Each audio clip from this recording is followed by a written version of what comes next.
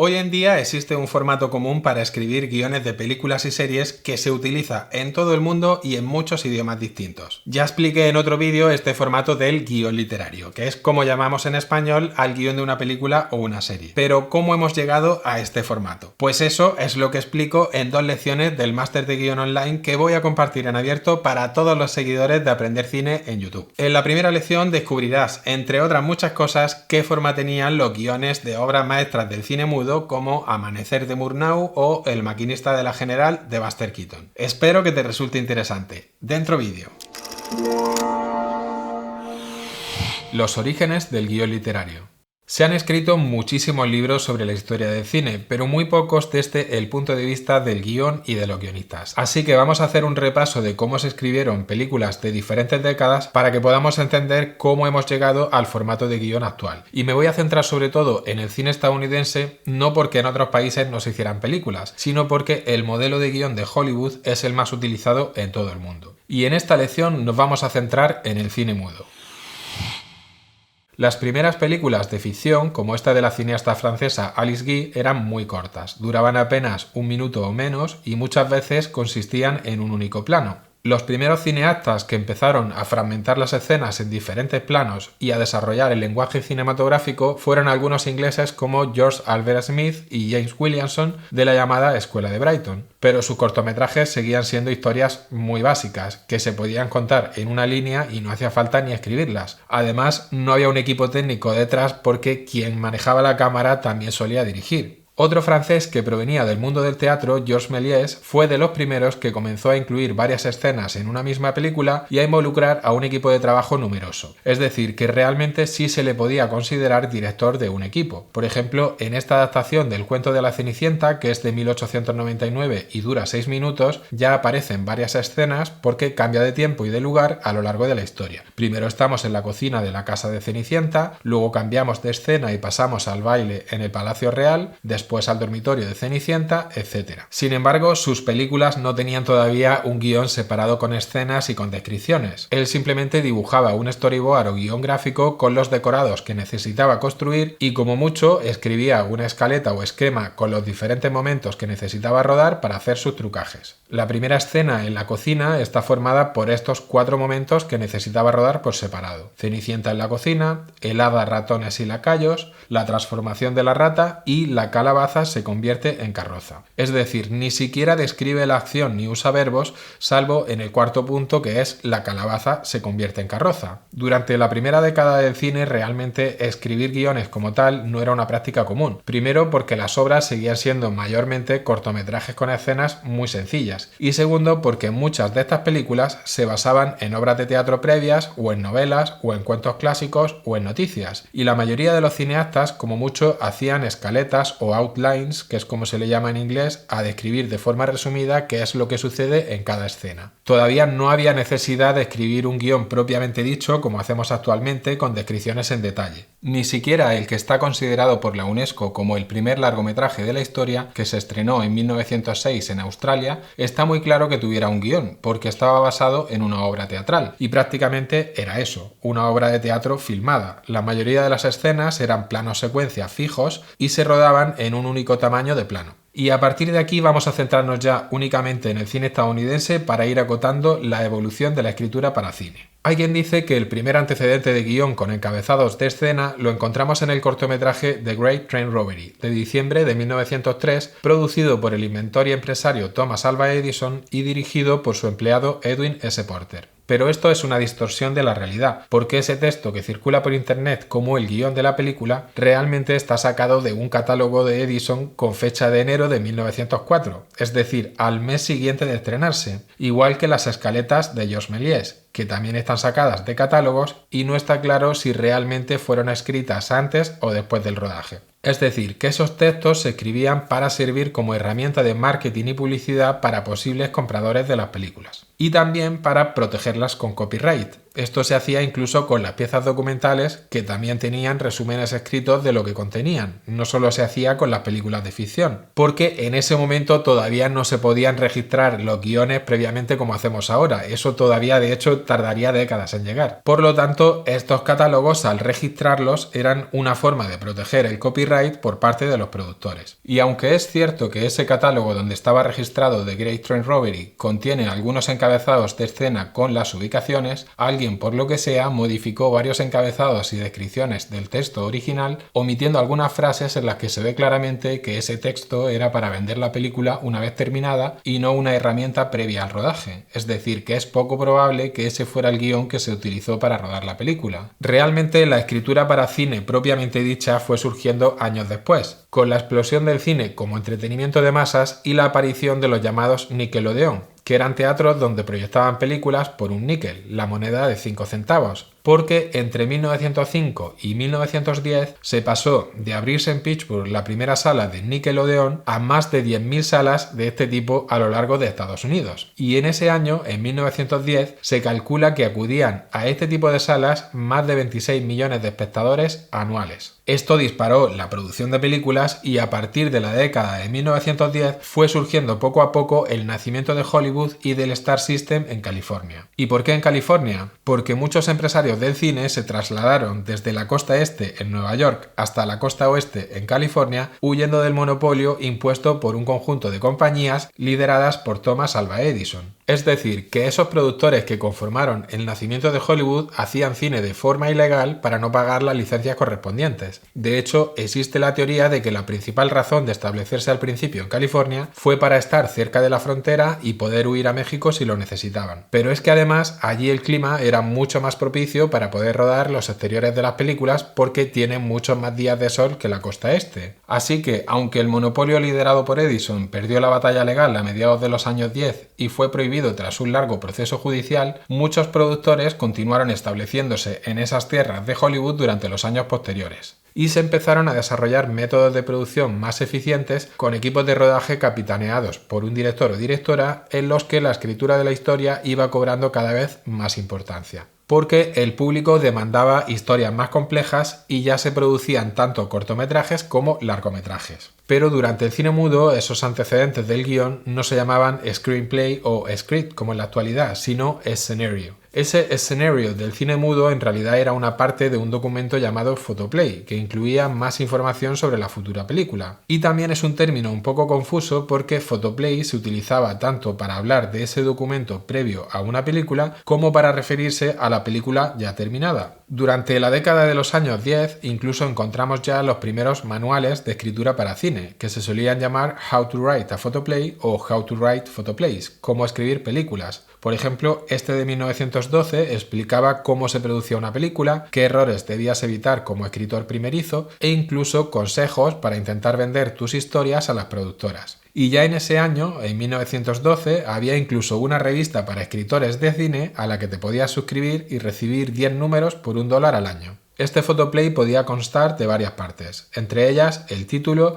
el género de la película, el número de escenas de interior y exterior, la lista de personajes, una sinopsis o resumen y por último el escenario propiamente dicho. Aunque no había un estándar fijo para escenario, básicamente era un listado de las escenas con una breve descripción de lo que sucedía. En algunos casos ya se incluía el encabezado con la ubicación de la escena en mayúsculas, pero ni mucho menos era algo generalizado porque había muchos tipos de escenario. Con esa explosión del negocio de la ficción cinematográfica, también comienzan las cartas de rechazo a personas que enviaban sus ideas para películas, porque las empresas productoras empiezan a recibir muchos manuscritos de gente que quiere vender sus historias. Esto lo podemos ver en un documento de 1915 de SANAI, unos estudios de Chicago. Esta plantilla era la respuesta por carta a las personas que habían enviado un manuscrito, marcándole la razón por la que era rechazado. En este caso concreto fue porque esa idea ya se había hecho antes. También en esos años empiezan a surgir cursos por correspondencia sobre cómo escribir cine, y estos cursos se vendían con técnicas muy parecidas a las de los cursos y máster de guión de la actualidad. Decían que se necesitaban más historias cada año y que tú también podías ganarte la vida escribiendo para cine. Pero lo cierto es que no era nada fácil trabajar escribiendo para el cine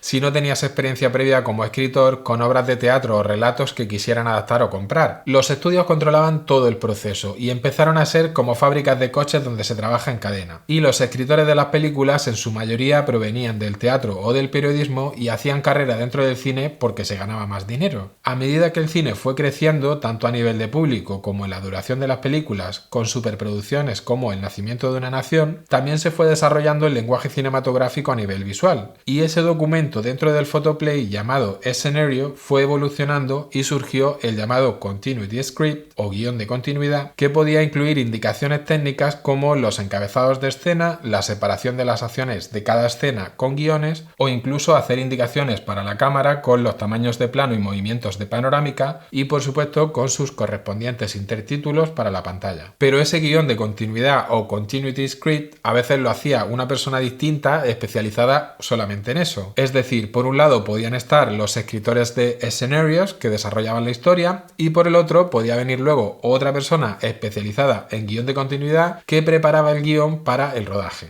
Esto permitía presupuestar las películas de una forma mucho más precisa y también que el equipo supiera con antelación qué es lo que se iba a rodar para optimizar los procesos y para ahorrar costes. Aunque cada estudio fue desarrollando su propio formato de guión de continuidad, seguía sin haber un estándar. También en 1924, este curso por correspondencia sobre cómo escribir un photoplay recomendaba incluir dos sinopsis, una corta de unas 2 páginas y otra más larga que tendría entre 12 y 15 páginas. Esta sinopsis corta es lo que hoy en día en España llamamos una sinopsis argumental y la sinopsis larga sería lo que en español llamamos un argumento o incluso un tratamiento que cuenta toda la historia completa de una forma más desarrollada que una sinopsis de 2 o 3 páginas, pero también en forma de relato sin tener las indicaciones técnicas que tenían los guiones de continuidad. Es decir, que hace 100 años ya se estaban fraguando prácticas y documentos que seguimos usando a día de hoy los guionistas tanto para desarrollar los proyectos como para intentar venderlos, porque son documentos que se solicitan a día de hoy para participar en convocatorias y en residencias para guionistas. También en este otro libro de 1924 te explicaban dónde y cómo vender manuscritos o historias con una lista de productoras que incluía unas breves notas para guiarnos antes de enviar nuestras historias. Según este libro, Chaplin, por ejemplo, prefería originar y desarrollar sus propias ideas y si le enviabas un proyecto te lo iba a devolver sin leerlo. Que esto también nos puede pasar en la actualidad porque hay productoras que no aceptan guiones, ya hablaremos de ello en la parte final del curso. Pero también había productoras que sí aceptaban historias, igual que sucede hoy en día. Por ejemplo, la Metro Pictures Corporation buscaba comedias y dramas, pero no quería western ni temas controvertidos. Eso sí, solo aceptaban sinopsis y tenían un tiempo de respuesta de unas 2 semanas.